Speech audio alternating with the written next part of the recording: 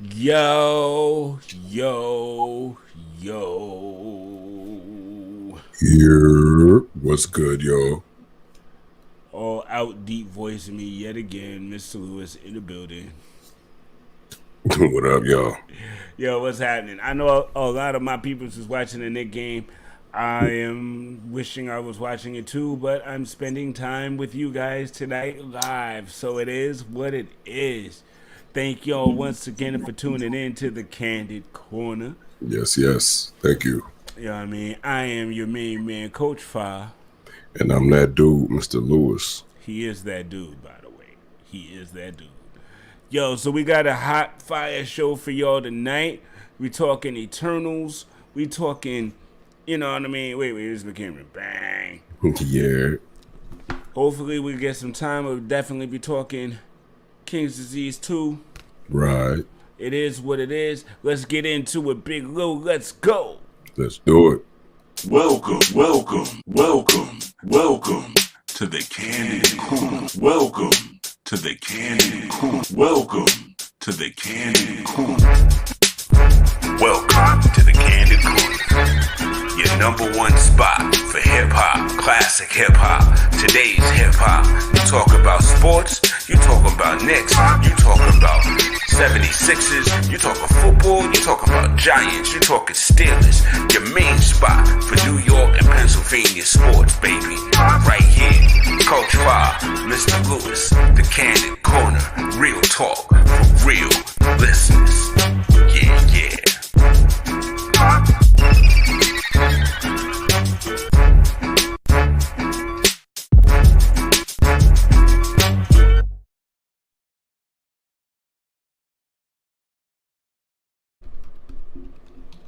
Yo. Back in the building, back in effect. Yes. Just doing some last minute detailing. Ladies and gentlemen, I am proud to introduce a new member of the Candid Corner family when he pops back in the camera, because he popped in and then walked away. So now I gotta wait again. So but MG the Great, formerly of The Great Show and probably going back to The Great Show also, but he is now a part of our crew and will be adding on some very spicies as it is and as we do's. But for right now, Big Lou, I think we need to just jump right in to the headline heat and just hit it. You know what I mean? Matter of fact, Big Mike in the building, MG the Great. What's happening? Upstate New York, via Queens, finest What's good? in the building. How's it going? Take reference to you, brother. Good evening, everyone. Yo, so we're going to jump right into this headline heat. Then we're going to jump into some football talk, some head coaching talk, and after the break, get into some Eternals. So, we got a new comment. Miss Nancy, what's happening? Yeah. Fans in the building, we got love. Shout out to Mrs. Lewis. Yes, indeed.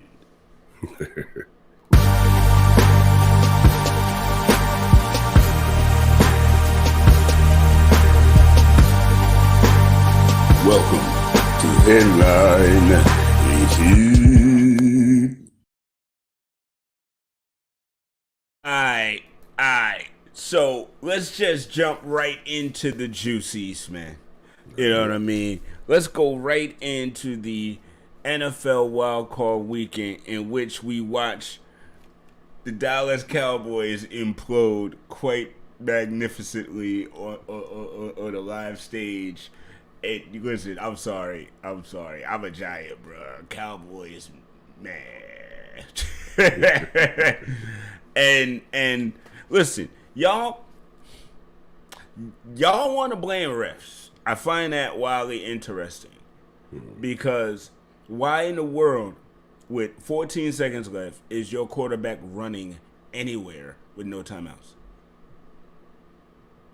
You call the play, You throw the ball. If there's nothing there, you throw it out of bounds. Guess what? Maybe you lose 4 seconds, maybe 5. But time stopped on the clock, and you get another chance. Yeah. He ran and slid, and even if he spiked the ball, guess what they got to do? Still throw a damn Hail Mary. Yep. This ain't a field goal range situation. So either way, it wasn't happening. I guess that's the ref's fault too, huh? Yo, I mean, and you throwing bottles and stuff at the ref, like, really? Really? Yeah. Really? Yo, really? Mm. And Dak was like, when he thought it was throwing at the players, oh, that's messed up. When it's the refs, oh, yeah, I feel you. Word, bruh? They can't never say nothing bad about Eagles fans no more. Yo, I mean, you have just literally okayed a horrible behavior. If it show up again, what you gonna say? You know what I mean? You already okayed it. Yeah. Crazy. So what y'all think about the Dallas San Fran game? Was Dallas ever supposed to win that game, or was San Fran overall just supposed to wipe it? Or what did y'all think? Oh, Mike? well. Oh, go ahead, Lou. Hit it. I was just going to say, well, I'm with you. Anytime the Cowboys make an early exit, I'm laughing. But, Nah. yeah, also, though, it's like they're never really on my radar. So when I do hear about them, I'm like, oh, yeah, they do. They are in the NFL, aren't they? So you just play the whole, mind sweep role. Like, they don't exist. Yeah, you know how I feel. I mean, I'm really paying attention to nobody but the Stiller gang. And I'm glad you brought that up. I got something for you in just a bit. Mike, what'd you think of the game? Well-deserving loss. Well put. Even though they had the closest game of the round, still, no, I don't think that they were supposed to win anything. I mean, I think they just got there because they landed on top of the division. Everyone else in the division was pretty much trash, so... I'm glad you said that, because I actually have a problem with that. I heard someone the other day on NFL radio that I listen to as I drive around all the time in my car. And they said that the NFC East was the weakest division in the NFL this year. I don't know about the whole NFL, but... I mean, at the end of the day, yes, the Washington football team didn't have the season they thought they were going to have, and Tyler Heineke was really fighting, I can't even lie. And the Giants had a terrible season. But the other two folk made the playoffs. That doesn't necessarily sound like the weakest division to me, but I digress. I just had to get that out because it kind of irked me when I heard it. Like, no, no. One of them divisions got the Lions in it, and and it ain't us. And they got the Bears. So I don't know. Philly, Tampa Bay.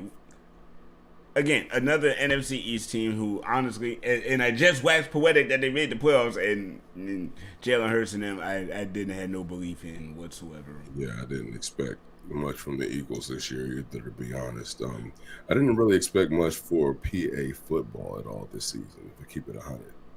Well, both teams made the playoffs, keep it a buck. Yeah, which I was very happy for, but unfortunately both of their seasons ended in the wild cards. Fair point. Still good run, though. Good effort. How about that Patriots-Bills game? Wow. I did not see the Patriots getting mollywopped. I didn't see caught a glimpse of it. It was looking like Madden scores out here. No, Dude. they didn't? Oh, Dude. Bills Mafia. They are... Oh, yeah, you live up there. Yeah, you know. Yeah. It's a problem up here, Hey. It's a lot of energy for them, but they got a nice engine going. When they get going, they look good. In and out of their plays, in and out of their offense. The defense is queued up, and they know what they need to do. Right on. I'm hoping that they can compete the rest of the playoffs. I actually think they'll go a little bit far. I don't know if They're they'll win looking the really good out AFC, there. but they looking real good. They're looking real good. Yeah, man. Yo, but on the flip side, even though they got mollywopped for Belichick to take a rookie to the playoffs, Patriots gonna be dangerous again, guys. Yeah, he's still showing he can be a problem. They gonna be a problem. Mac Jones in year 2 and year 3, with it, if they continue to build around him and give him guys. Yeah. Yeah, I hate to say it, but Patriots might be back in a couple of seasons. Ugh. My angina's acting up. Somewhere. Yo, okay. Pittsburgh, Kansas City.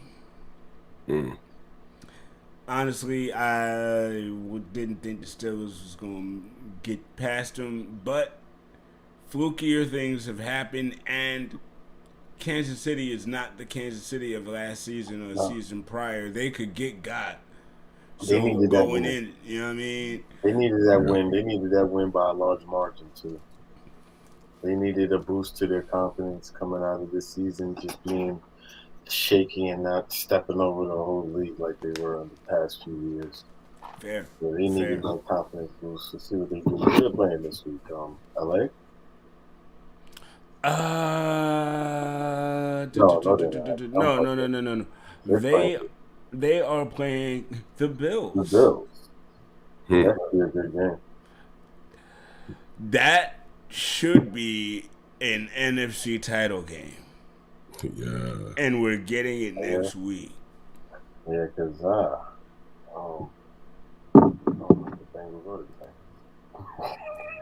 I was okay, because I was literally about to get to that. Now, the Bengals, I had a feeling would beat the Raiders, but the Raiders had been playing.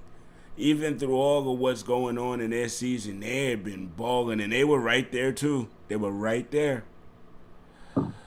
But then like the next day or two, they fired their GM. So Mike Mayock is out, which tells me that Vic Fangio, whatever his name is over there, not Fangio, whoever his name is, I'm sorry, Versace. Oh. Yeah, I mean, yeah. I'm sorry, I gotta look his name up. I'm not going to right now. One of you, there's three of us here. Versace. Yeah. Thank you. Yeah, I would say Versace, so that to remind me. But yeah, I don't think he's long for this team if the GM who had his back is fired. Because as it should be, the new GM should be able to pick his coach. But at the same time, that tells me that maybe Derek Carr actually isn't long for this team either, because the GM will probably want to pick his coach, and the coach will probably want to pick his quarterback going forward. You know, I mean, at the end of the day, as close as they got, the Raiders might be in a full retool. That's what firing the GM tells me. Right. Because, I mean, it's not like y'all had a horrible season. You made the playoffs. Y'all were close to going to the next round. Why do that? Unless you have a plan to make a full sweep and a full change. Maybe, you know what? Maybe this was the last of the California Raiders, and now with the new GM, new head coach, it'll be the Las Vegas Raiders, and maybe they need their own quarterback. So one of these teams that's quarterback hungry might be looking at Derek Carr like, that's a whole meal right there. What do y'all think of that?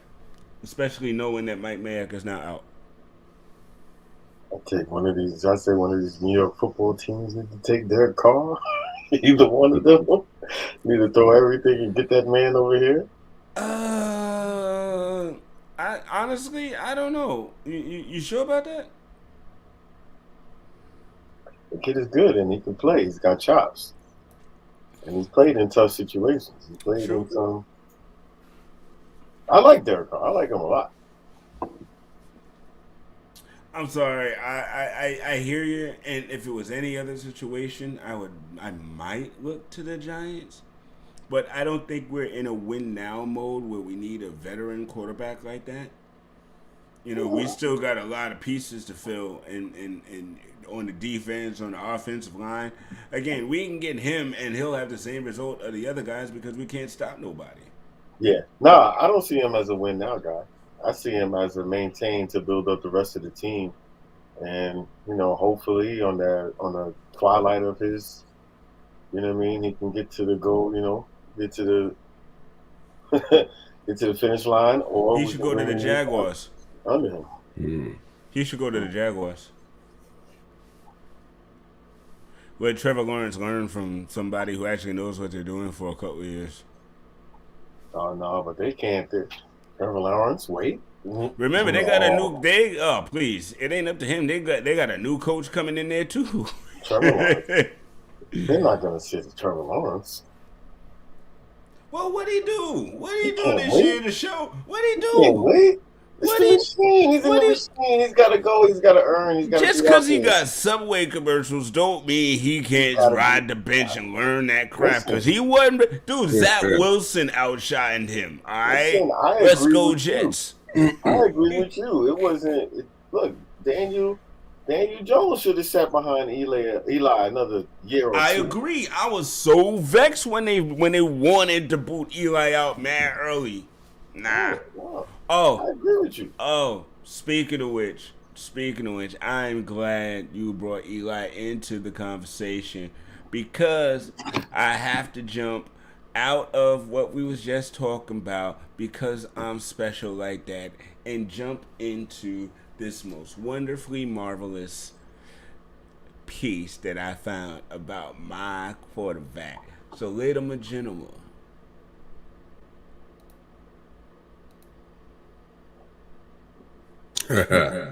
Son. What? Son. Oh Lord. Yeah. He is with the Bodega Boys. Etymology, please. A. To be tan. B. To be owned or served in utter humiliation. C. Acting like a child. Son. Can I get a sentence, please? You use it? You got son. Oh, you got son. What was B again? B is to be owned or served in utter I humiliation. think that one. Yeah. Correct. Let's go. I'm shocked they didn't use the Patriots in that sentence. Right there. You son Tom Brady, son. There we go. I'm saying, like, double son. You know what I'm saying? Well, I did twice. So.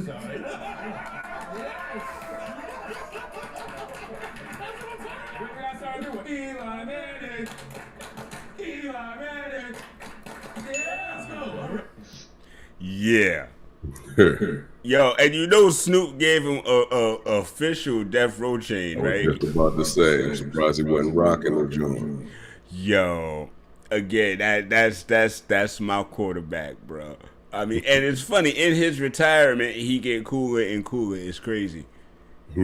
He bored. We really had like a couple of more years out of Eli, yo. We really did.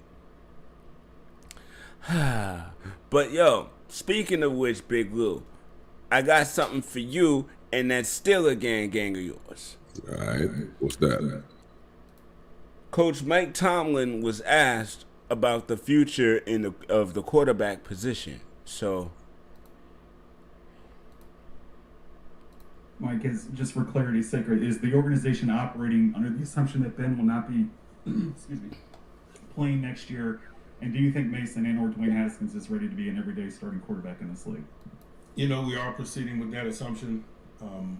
Both guys, Mason and Dwayne, have had their moments, but they'll have to prove that, and not only in the team development process, but through playing itself.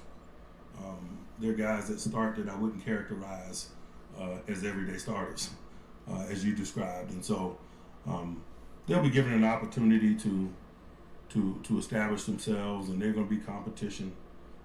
There always is, and so they'll write that story. But I think that both guys have positioned themselves to fight that fight with what they've done from a work standpoint and a professionalism standpoint in 2021. Mike, is just for clarity's sake, right? They gone. Yeah. They gone. Yeah, he kept it a buck, and I'm glad he kept it a buck right there too. You know what I mean? Because that's what I've been saying since the beginning of the season. Like, this backup situation is terrible, and that's kind of been an Achilles heel for my Steelers squad for years. I mean, they finally got the secondary kind of put together, but they still working on that quarterback situation. Hopefully, they can get it together tomorrow. Next season, and we're not going to be sitting here waiting for a few more seasons on some type of process or rebuilding type situation. Fair.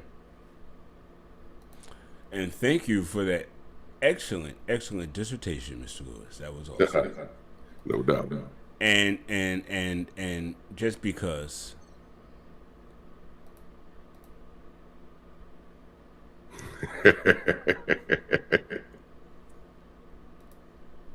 yo, I love Twitter. Sometimes I really do. Internet is undefeated. Unfreaking defeated. All right, so Mr. Lewis, I know that there's some head coaching vacancies. Let's run that down real quick. See if we can figure out if the ship is sunk, or if there's some salvaging out there. Well, y'all kind of touched on a couple of the squads already with the Jaguars and the Raiders, but the other two guys on two teams on the list are the Vikings and the Dolphins as far as openings. Yo, how in the world did they let go of Flores over there in Florida? Like, what? Y'all almost made the playoffs. Y'all had a winning record this year, which y'all have not had. Yeah. What are you know what? What y'all don't like to win no way. The Giants actually hired Flores? Say again? The Giants officially hired Flores? I don't know. I mean, well, right now I know the Giants are looking at the GM situation, and rounds of interviews, so. I figure whoever they hire will worry about that. But I don't really even have. Oh yeah, because Joe Judge is out. So I don't even. I don't know. I really got to see what our GM got to do, because we need pieces, bro. You know, I mean, we got a couple. I actually believe in Daniel Jones. I like Daniel Jones. I like what he showed me this year, even though we weren't winning. And toward the end of the season, you have to remember he was out.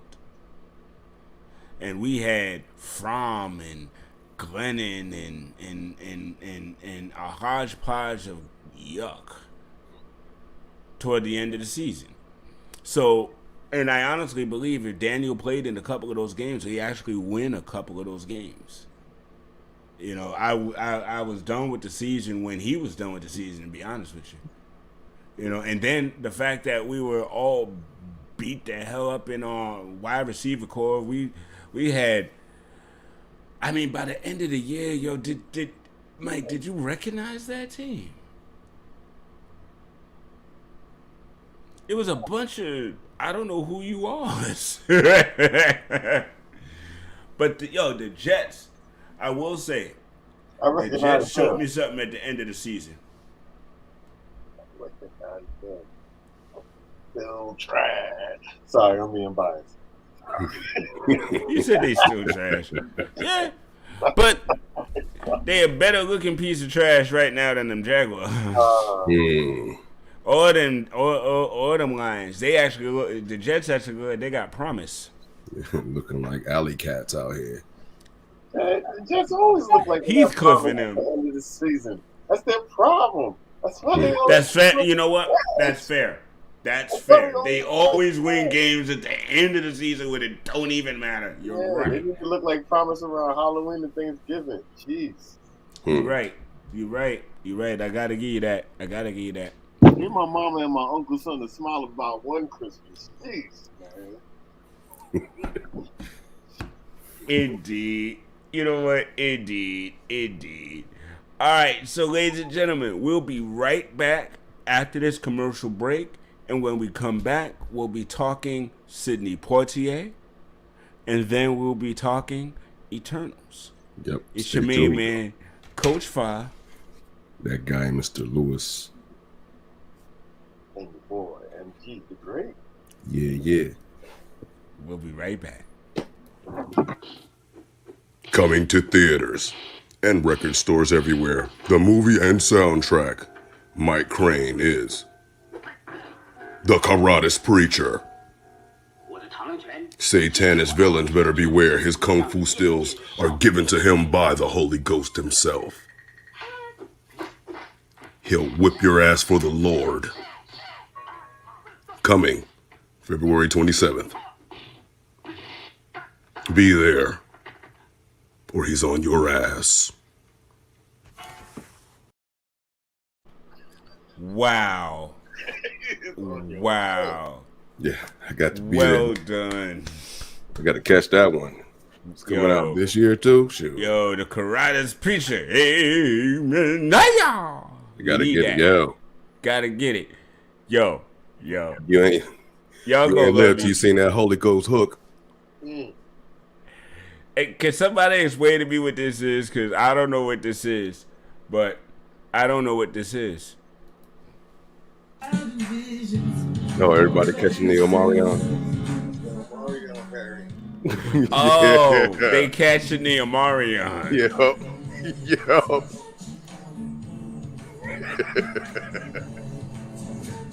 Ooh, that variant. Look at that. Uh-oh.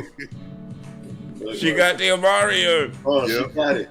Look, He got the Omarion. Oh, no. You got touched. Yo, wear your mask, people. For real. It's getting them. My whole new case of KN95 joints just came in the mail today. So I ain't gonna be down there grooving down the street like these cats. I can't with this, yo.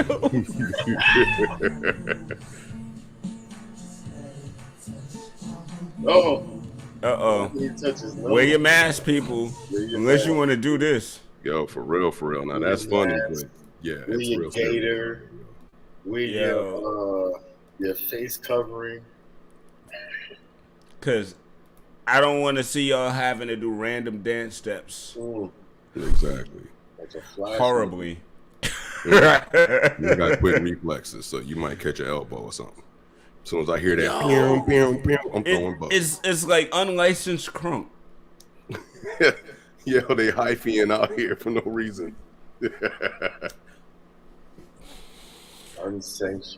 Unsanctioned, bro. Like, no, you're not supposed to. All right, so ladies and gentlemen, we do have some sad news. We do. Mr. Sidney Poitier passed away recently. Yes. And my brother MG the Great put something together. So, without further ado, we're going to jump into this.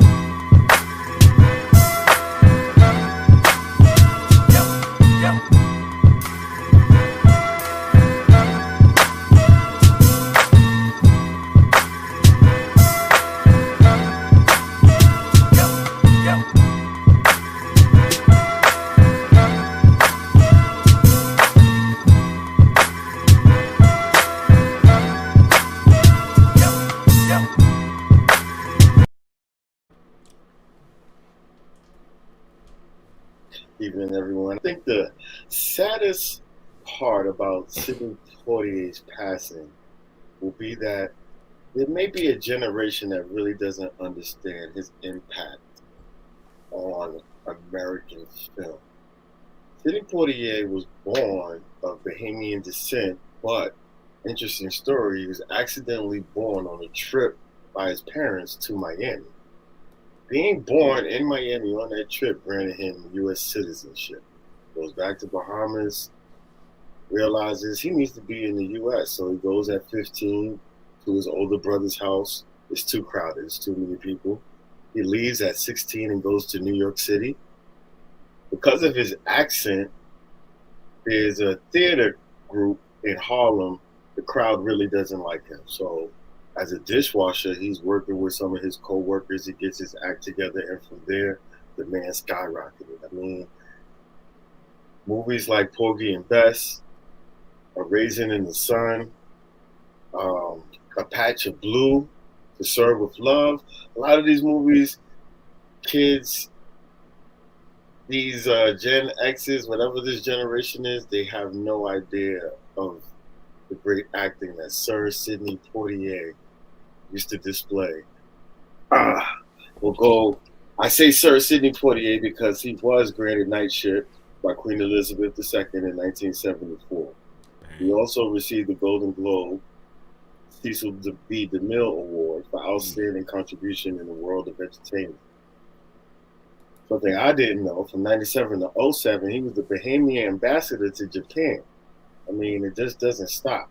And I'll start to round it off and say he's survived by 6 daughters, and it's obvious, I think he wanted a son, a junior, so his last daughter's name is Sydney, named like the city in Australia. You may have seen it in the movie Death Proof. Young curly hair. Yeah. Okay. Sidney Poitier's daughter. And I was like, I saw the name, like, oh, wait, her name is Sidney Poitier. What do you mean? Looked it up. Like, wait a minute. Hold on. All in all, a great actor. My family being of West Indian descent, he was definitely a great influence, and I'm pretty sure had a major influence to all West Indians who migrated here. And just to see someone like yourself on that screen with such rich, dark skin and with a heavy accent, and you know he meant business. What was the line? The name is Mr. Tibbs. What was it? Mr. Tibbs. Yes. So he actually was. Not he was boy. The greatest, one of the greatest tributes to him is he was the first black person to win the Academy Award. That's the Oscar for Best Actor. Right. For Lilies in the Field in 1963. He also won the Golden Globe for Best Actor in 1964 for the same film. Bang. Yeah, no, I mean, if you ever look him up, it's just tremendous accolades. And all that genius. And his iconic scene in The Heat of the Night when he backhanded the hell out of that white man that smacked him. That's fair, because that was the first time that was ever seen on TV, a black man striking a white man. And I've heard constant stories from my parents' generation about how their parents and uncles, like the joy they got out of that scene. He was beloved after that forever. Now, you know, the silly part is my favorite remembrances of Sidney is honestly with Bill. Piece of the Action. Let's do it again. Oh, yeah, are you man. kidding me? Uptown Saturday Night. Yo, like, yeah, this Bootney I mean, that's where Biggie Smalls even comes from. Word. Folk don't even know where that even comes from. A lot of hip hop slang. Word. You know what I mean? Silky Slim, Geechee Dan. Come on, man. Like, and people saw Calvin Lockhart, the younger generation, I'll say, saw Calvin Lockhart in Coming to America. And when I say younger, I mean folk like 30. You're right. You know what I mean? And when I saw him, I bugged out because that's Biggie Smalls. That's Silky Slim right there. So I was like, yo, they brought him back. You know what I mean? Yeah. Man, but Sidney, man, I mean, To Serve with Love, oh my God. What a film. What a film. I mean, and a piece of the action is quite similar in that dynamic with the classroom and Cheryl Lee Ralph as a wisecracking teenager. Oh, I can't forget. Well, there's always a little bit of fuckery. It's not part of my language. A little bit of nonsense in everyone's life. But I gotta tribute my Fuckery. man. Yes, we use that. This is Yeah. Black Otis Clan word. I gotta shout out Sir Sidney Poitier because he ruined his first marriage to get with Diane Carroll. I can't. Yeah. Oh. Why? Yeah. I hate. I love my wife. I understand. Hey, I ain't mad at that. You see that thing over there? I'm about to do a little blaxploitation of my damn self. Oh.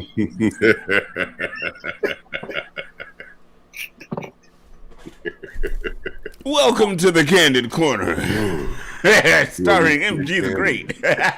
grown over here. Oh, I Yo. saw that. I was like, oh, wait a.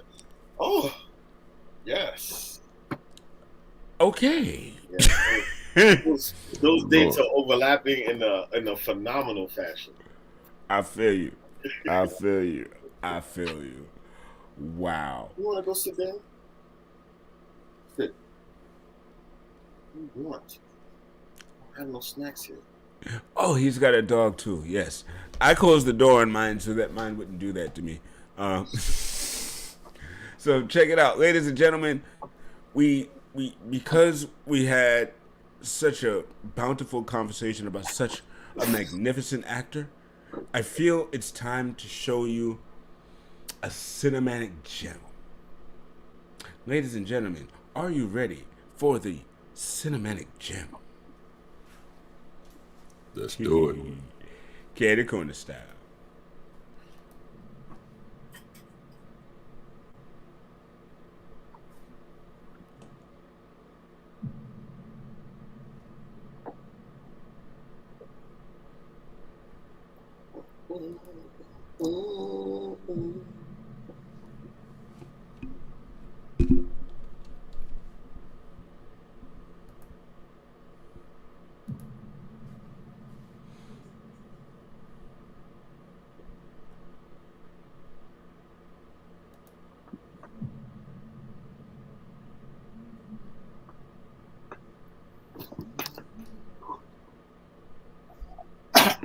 Come on! Oh, man.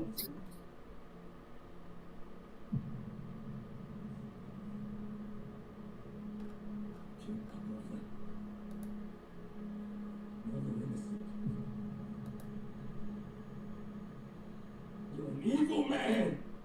Is this a superhero's deal? Roll up. I'm a man with a vision. A vision you lack. Until I see your entire world into the dress. Well, you won't be rest.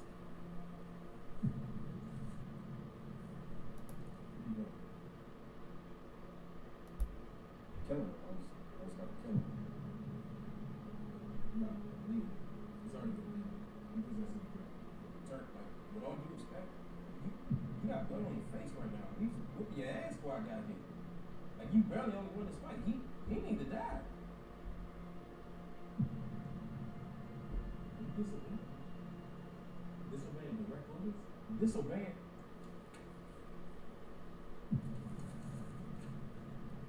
I'm sorry. I'm just a little bit confused. Why is it adamant that he stays alive? He's already been beaten. I'm a man of honor. Man of honor? What the fuck, sir? This nigga here has destroyed 5 of our hideouts. 5. Not 1, not 2, not 3, not 4, 5. And killed 600 of our soldiers. By himself. What are you trying to say? Nigga, that is impossible. You sound like a coward. Bitch, sir. This guy, he literally has chosen one tattoo on his arm. Let me ask you something. Do you know how you got that tattoo right there? It's actually funny you asked that, because I genuinely don't know how I got this tattoo. I was actually born with it. It was just always there. It was always confusing. And sometimes, like, in a fit of rage, it kind of, like, glows red and, like, gives me, like, this. Shut the fuck up. Sir, I do not do this. I do hear this. I'm killing. He needs to die.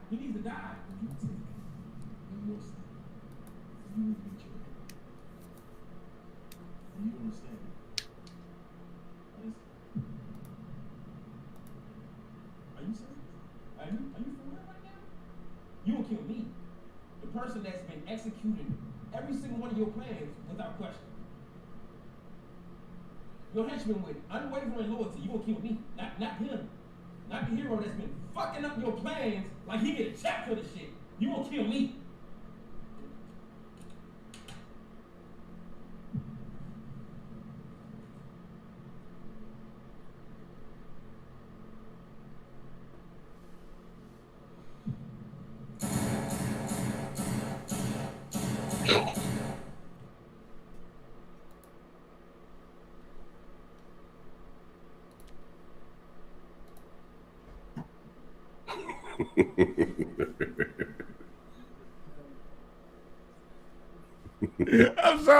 I'm sorry. That's hilarious to me. He's just like, wait a minute. You gonna kill me? I'm your main man. This dude here need to die. I'm like, yo, that's the problem with most of these hero films. Yo. When you have him on the ground, kill him. Yeah, I've been seeing a lot of DC like shows and movies lately, and there's always the critique them heroes. It's like, yo, like this is the hot take I heard earlier. Like Wonder Woman said to Superman and Batman one time, like, you want to know why I don't have any arch nemesis or supervillains?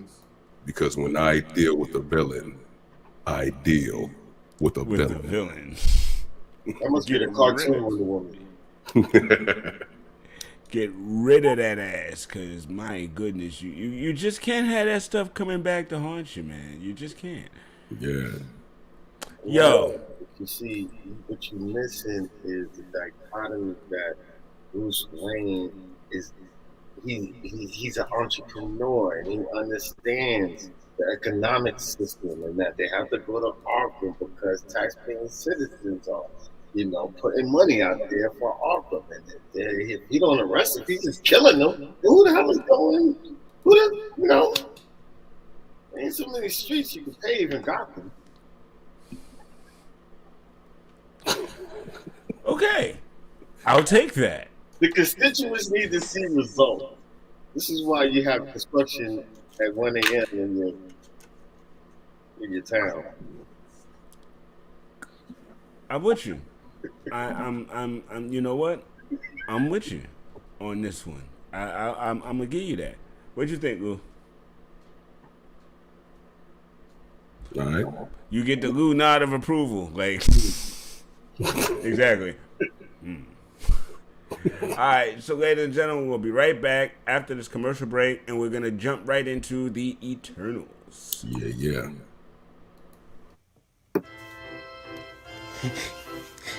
Hi, y'all.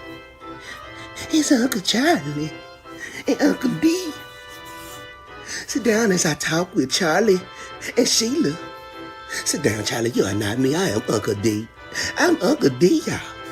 Uncle D talks with Charlie and Sheila. Come on through. We got so much fun happening. Uncle Charlie.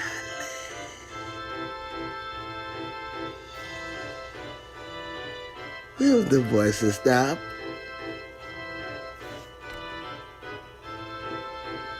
At the Boomer shaka laka laka. Boomer shaka laka laka. Ladies and gentlemen, from the makers of colonial jollof rice comes African dance classes. We're gonna show you how to Yoruba on down. Yo, that one commercial just woo. Yeah, the dog came to life on Uncle Charlie. He ain't know what to do. Yo, Uncle Charlie, man, we need to talk. Uncle Charlie got out creepy. My bad. No, you good. I feel like there's broccoli in that jollof rice. Yo, for real. Probably some raisins too. some kale and pineapples.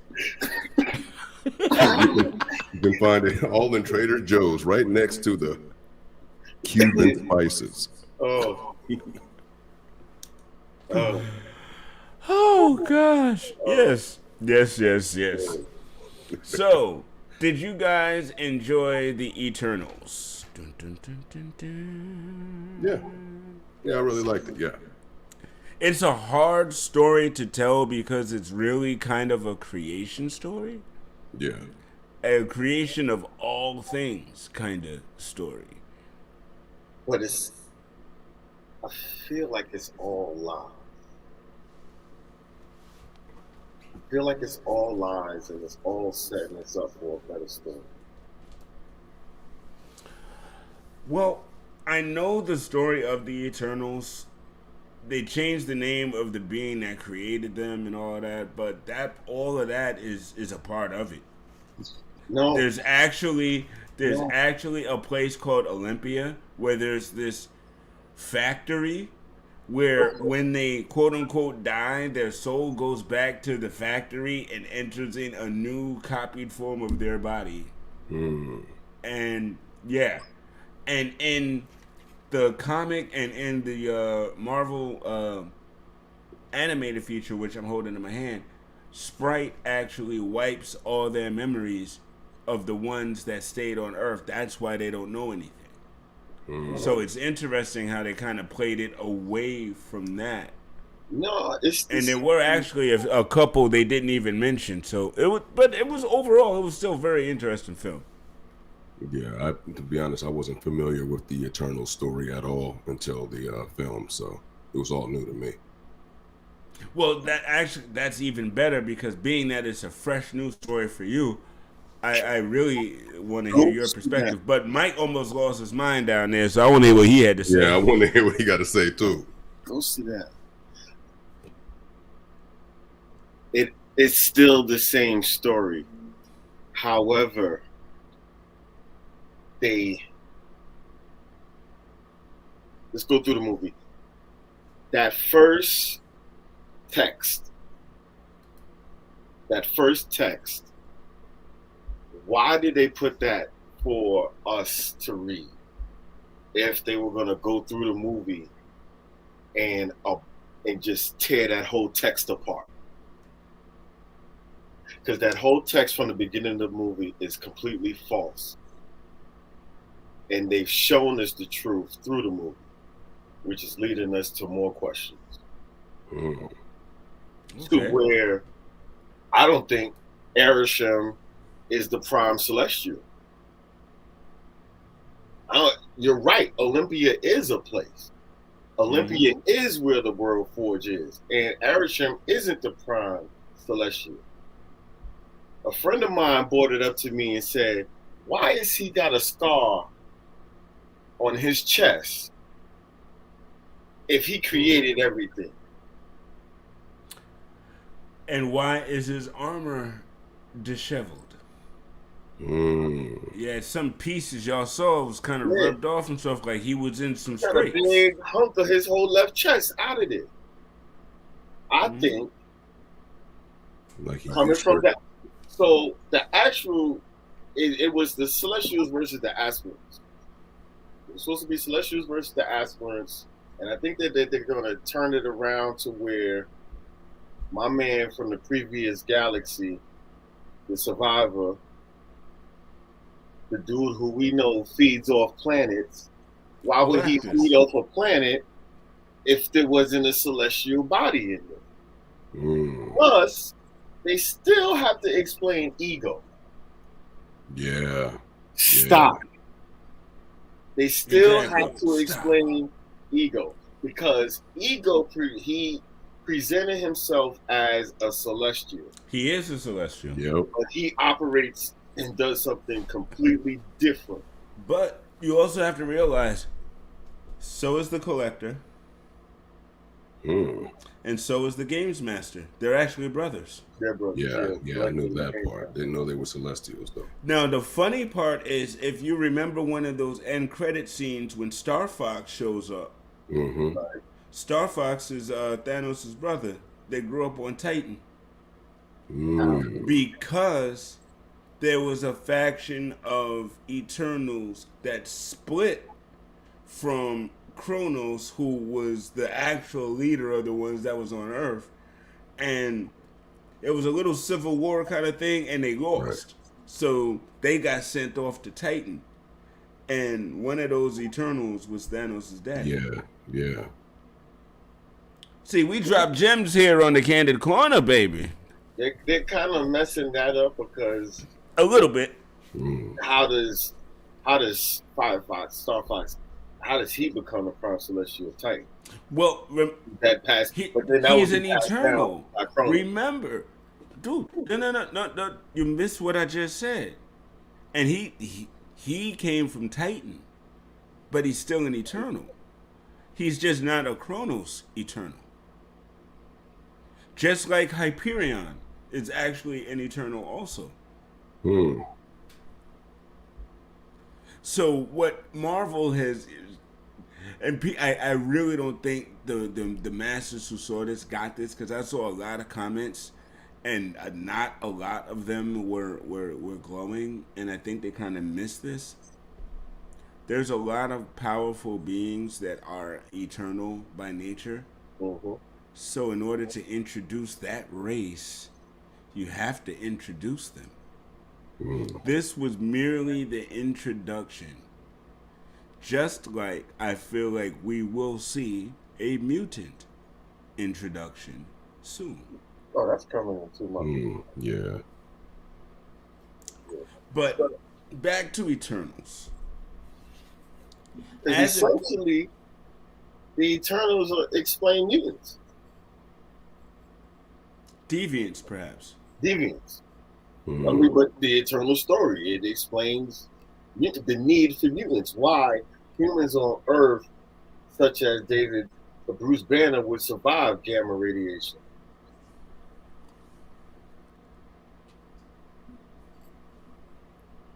So you're saying the Hulk is a mutant? I like that. No, because Deadpool. Remember the first Deadpool? Hold on, I don't want to cut you off. I'm saying that because I was agreeing with you. The experiment on Earth was run a certain way, that humans have certain abilities. This is why mutants are able to exist in on this planet with humans. And going back to the first Deadpool, remember the experiment that the quote unquote villains were attempting. They were kidnapping folk with a quote unquote mutant gene.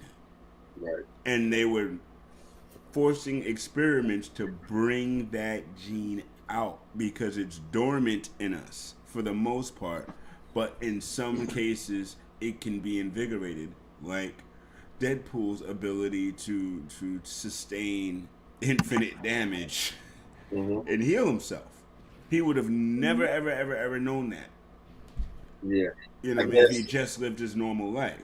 So I agree with you that humans are ingrained with some sort. I guess that's what I'm saying. Of seed. So I agree with you. I guess I'm saying the Hulk is like the Earth version of Thanos then. Because he's an Eternal with a little bit of deviant in him. Fair. And as it turns out, Thanos is a deviant. Yep. That's why he and Star Fox don't look like brothers. Well, he's got the deviant gene. He's still an Eternal. He's got the deviant gene. But remember, deviants carry the same celestial energy as the Eternals. Right, because they're from the same step. So all of this, all of this is wild, interesting, and the cast was cool. I love Icarus's eternal debate at the end because he knew that love was right. He didn't necessarily agree with old girl, but he loved her. But he also knew his duty. And just like the Greek myth, Icarus flies into the sun. Yep. This was not the same beat as a normal Marvel movie, I don't think, but it opened up a doorway to something bigger, in my opinion, similar to how Winter Soldier did. Winter Soldier taught us that superhero movies could be spy movies and thrillers too. Yeah. New Mutant showed us that superhero movies could be scary too.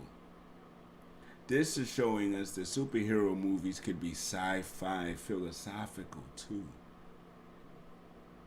Yeah, I like the part where Fastos was still going to give us the engine. He was like, "Oh, here, a plow." Yo, I mean, this is, for real. It's like, I can't give him this. No, not yet. But yo, Druid though. Oh, that was my man's. Yeah, Yo. yeah, he had it. He could have done it all, but But at the same, would it be right though? No, it wouldn't have been. You know what I mean? It wouldn't have been. And he knew it. That's why he was the illest. Yeah. But he was like, dude, we could end all this violence, all this hate. Just let me do it.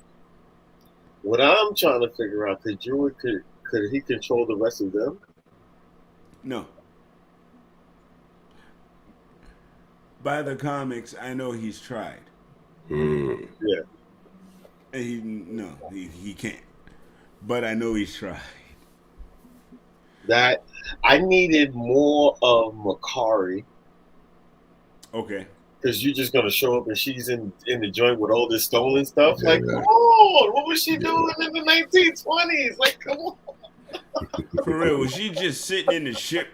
Did y'all Chewbacca her from Last Jedi? Did y'all Chewbacca her and just leave her in the starship the whole time? The whole time. I mean, like you having 5,000 years of love with Icarus and them, and she just sitting in a car. For real. It ain't looking like for Druid, waiting for him. It ain't like her and Druid ain't have a thing. Like, what's up? You ain't run out here to go visit him in his, Yeah. And I'm like, yo, you supposed to love her so much, you ain't come check on your boo. I mean, you got all these people in this cult. I got this cult, chill. And you can't have her come by and visit the cult? Can't even text? I mean, you know what I'm saying? Yo. She can't even hear, so don't even worry about it. Yo, I mean, the one thing though, and she's a speedster, so that time was like quadruple for her. It's nothing. I'll be there in 5 minutes, literally. Pew. No, but what I'm saying is, oh yeah. 1,000 years is 5,000 years for her. Because she's zooming past that 1,000 years like it's nothing. Yeah, fair point. Oh man. I mean, and I felt for Salma Hayek though. Yeah. Because that deviant would never have had that power if Icarus did not do what he did. Yeah. And it's funny because when he shows up, he's shocked at how strong the deviant is. Because his knucklehead behind didn't calculate that they might have mutated and adapted. Oh. Mm-hmm. MG the Great for the win. Where were they hiding? That's what I want to know. Where were the deviants hiding? Or did a celestial drop more deviants on the earth? I think we will find out as this goes. Yeah. Because I have a feeling the deviant and all that is tied into something that's going on with the 10 rings and all this other, the background stuff that they're building. So I think we're going to find out. Yes. The Dweller in Darkness. Something. Yes. Something. Yo, so next week, ladies and gentlemen. Lined up to drop on Disney Plus. Yeah, Shang-Chi, they brushed over the Dweller in Darkness a little too easy for me. Yeah, man, but there's gonna be more than that, especially because of the multi-dimensional openings with this Doctor Strange movie. Yeah, that's and with the Loki series and what they're doing there with the multi-dimensions as well. So This is about to be off the meat rack, I feel like. Yeah, man. I'm still trying to get through the Hawkeye show. I haven't finished it yet. Oh, it's good. I really like that. You're having trouble? What? No, I'm not having trouble. I just haven't gotten through it yet because there's a lot of sports and other stuff that I'm watching. It's a whole I lot. just finished the second episode. We're about to get into the third. I'm watching Matrix tomorrow, so next week let's talk Matrix. All right. Let's talk this movie though. Okay. And then as it relates to the others, if it relates to the others, and what the future holds for the new Matrix trilogy. Matrix was good upon my fifth watch. Okay. And so, ladies and gentlemen, thanks again for tuning in. We hope you was enjoying it as much as we were, because this was live. And this is what it's going to be like the whole rest of the season, ladies and gentlemen. Indeed. I hope you're as excited as we are. Yo, so tune in next Thursday night, 9 p.m. You know what it is. Your main man, Coach Fi. It's that dude, Mr. Lewis. It's your boy, MG the Great. And we will see y'all next week. You know the deal, people. Go to the page, like, subscribe, share, follow, go to the site, watch the past episodes, go buy some merch, all that good stuff. Peace and love. Be safe. Until next week. From Jersey, upstate New York, and southeast or southwest PA? South Central. South Central? Yay. We are out, and we'll see y'all next week. Peace and love, y'all. Welcome to the Candid Corner. Welcome to the Candid Corner. Welcome to the Candid Corner. Welcome to the Candid Corner, your number one spot for hip-hop, classic hip-hop, today's hip-hop. You talk about sports, you talking about Knicks, you talking about 76ers, you talking football, you talking about Giants, you talking Steelers. Your main spot for New York and Pennsylvania sports, baby. Right here, Coach Fi, Mr. Lewis, the Candid Corner. Real talk for real